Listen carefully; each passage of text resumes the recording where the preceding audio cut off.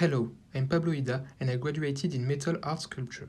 Originally from a scientific background and greatly inspired by science, I place physics and especially mathematics and digital technology at the heart of my work.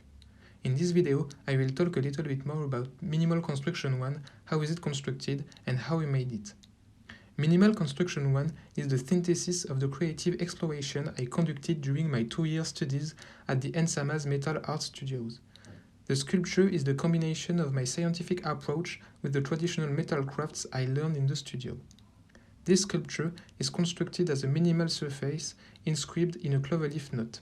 A minimal surface is a surface of minimal surface area for given boundary conditions, which is the trefoil here. Here you can see the cloverfield knot with its 3 crossing points on my preparatory drawing and one of the mock-up I used to build the piece.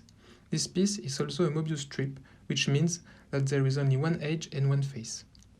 I build the sculpture with 4 identical modules symmetrically arranged in space. Here you can see the modules mock-up in steel and textile. In order to highlight its symmetrical construction, I left the construction lines and the cross at the center visible. From a pure technical aspect, I used traditional metal crafts to build this sculpture, brass making and TIG welding.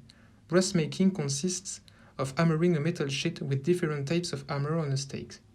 It's the technique I use to build the 4 modules and more specifically the anticlastic forming technique.